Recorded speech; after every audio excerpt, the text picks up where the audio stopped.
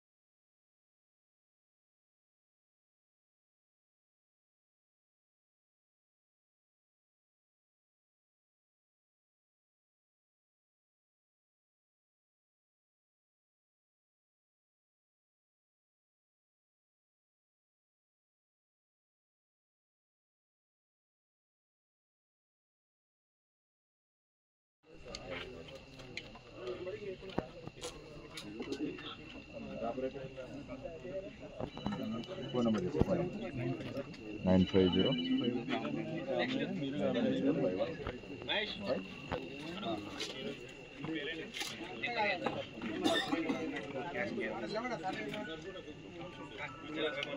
చెప్పండి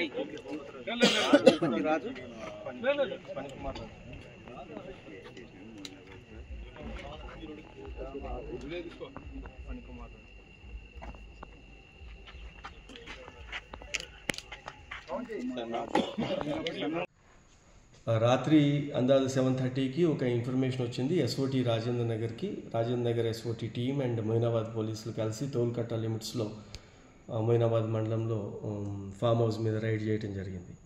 దాంట్లో ఒక పెద్ద ఎత్తున కోళ్ల పందాలు ఆర్గనైజ్ చేస్తూ చాలామంది దొరికారు. ఇప్పుడు దీంట్లో 64 పర్సన్స్ని అదుపులో తీసుకోవడం జరిగింది. దాంట్లో 84 ఈ కోళ్ల పందాలకు వాడే కోళ్ళు, 46 కత్తులు, 55 ఈ కార్లు, వాళ్ళ 64 స్మార్ట్ ఫోన్స్, అదేవిధంగా 30,56,000 ఆర్డ్ క్యాష్ కూడా సీజ్ చేయడం జరిగింది. వీటన్నిటిని ఇప్పుడు కోర్టులో డిపాజిట్ చేస్తున్నాం. ఈ ఆర్గనైజర్ శివకుమార్ అని చెప్పి ఇతను గోదావరి జిల్లా భూపతిరాజు శివకుమార్ వర్మ అని, అతన్ని అక్కడ గబ్బర్ సింగ్ అని అంటారు. అతను ఆ ఏరియాలో ఆర్గనైజ్ చేస్తుంటాడు ఈ బెట్టింగ్స్ ఇవన్నీ. బట్ ఇక్కడ మన దగ్గర ఒక ఫామ్ హౌస్ లీజ్ తీసుకోవటం, దాంట్లో ఇది మూడోసారి ఈ కోళ్ల పందాలు జరిగాయి. మూడోసారి జరిగినప్పుడు మనకి ఇన్ఫర్మేషన్తో వాళ్ళని అందరినీ అదుపులో తీసుకోవడం జరిగింది. వీళ్ళందరికీ చెప్తున్నారు, ఎట్టి పరిస్థితులలో ఫామ్ హౌస్ ఓనర్స్ కూడా జాగ్రత్తలు తీసుకోవాలా, ఎవరికి ఇస్తున్నారు ఎవరికి ఇవ్వటం లేదు, ఏం చేస్తున్నారు, వాళ్ళు అక్కడ ఏమి యాక్టివిటీ ఉంటుందనేది, లీజ్కి ఇచ్చాం నాకు సంబంధం లేదనేది లేదు. ఇప్పుడు గేమింగ్ యాక్ట్లో కూడా ఒక సెక్షన్ ప్రకారం మనకి సెక్షన్ 3 ఏం చెప్తుందంటే, నీకు నాలెడ్జ్లో ఉండి కనుక అది లీజ్కి ఇస్తే సేమ్ సెక్షన్ కింద అతను కూడా శిక్షార్హుడే. ఇప్పుడు మేము రెవెన్యూ అథారిటీస్కి రాసాము అది ఎవరిది అని. ఆ కన్సర్న్డ్ ఫామ్ హౌస్ ఓనర్ కూడా ఈ కేసులో నిందితుడిగానే చేర్చబడతాడు. Shivakumar okay sir.